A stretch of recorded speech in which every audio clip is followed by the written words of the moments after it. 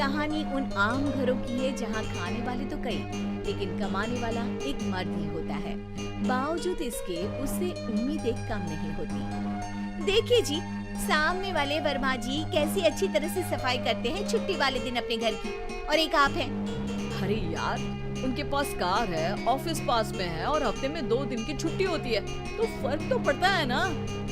मेरी तो शादी ही गलत हो गई।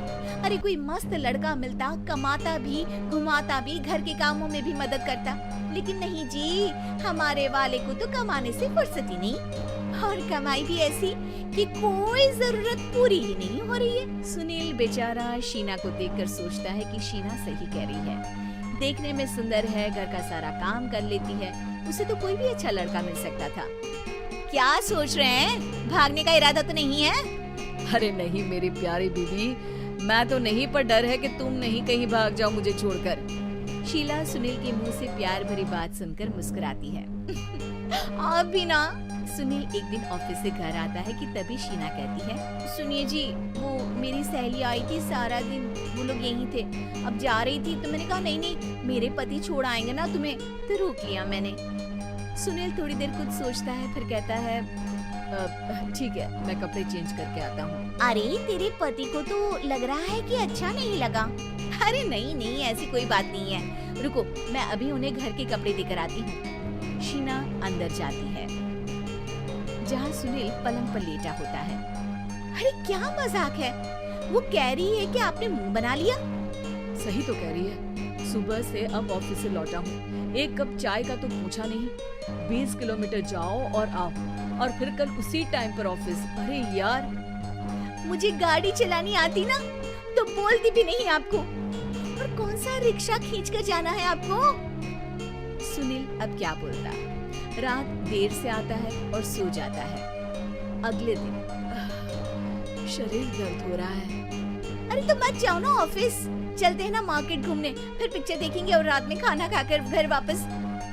सुनील जब सारे दिन की थकान वाला शेड्यूल सुनता है तो वो सीधे सीधे ऑफिस के लिए तैयार हो जाता है। अब आए दिन शीना की डिमांड बढ़ती चली जाती है और सुनील उसको पूरा भी करता, लेकिन एक दिन, ए जी मेरा भाई आ रहा है, उसे 2 लाख रुपए की जरूरत है। हाँ तो मैं क्या करूँ शीना, मेरे पास इतने रुपए नहीं है। हाँ हाँ पता है नहीं है, लेकिन किसी से लेकर तो दे सकते हो ना। अरे मैं किससे मांगू, मेरे तो जानने में भी कोई नहीं है जिसके पास इतनी बड़ी रकम हो। तभी वहाँ शीना का भाई शीनू आ जाता है। जीजा जी कैसे हैं आप? मैं ठीक हूँ शीनू, अचानक इतनी बड़ी रकम की जरूरत कैसे पड़ गई? अरे जीजा जी, वो बिजनेस शुरू किया ना, तो उसके लिए पैसे की जरूरत है, काफी हो चुका है, थोड़ा पैसा बचता है तो मैंने सोचा आपसे ले लूं। देखो मेरे ऑफिस में कुछ लोग हैं जिनकी सेविंग अच्छी है, मैं उन लोगों से बात करके देखता हूँ। सुनील ऑफिस से किसी से पैसे लेकर शीना को दे देता है। शीना वो पैसा भाई को दे देती है। 2 महीने बाद, अरे यार शीना, वो ऑफिस वाला आदमी अपने पैसे मांग रहा है, कैसे दूं? अपने भाई से बोलो ना पैसे दे दे। अरे हाँ हाँ दे देगा, कहाँ भागा जा रहा है, आप उनको बोल दो कि दे देंगे। थोड़े दिन बाद, शीना वो आदमी मुझसे आज भी पैसे मांग रहा था यार, मैं तंग आ गया हूँ, ऑफिस जाते ही सामने उसका चेहरा दिखता है, क्या बोलूं, बार बार पैसे मांगता है। अच्छा मैं शीनू को फोन लगाती हूँ, बात करके देखती हूँ। शीना भाई को फोन करती है, लेकिन वो फोन उठाता ही नहीं। लगता है भाई कहीं ऐसी जगह है जहाँ नेटवर्क की समस्या होगी।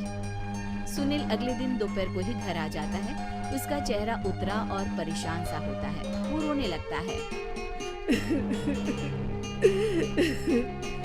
अरे क्या हुआ जी, आप इतना परेशान क्यों हैं? सब ठीक तो है ना?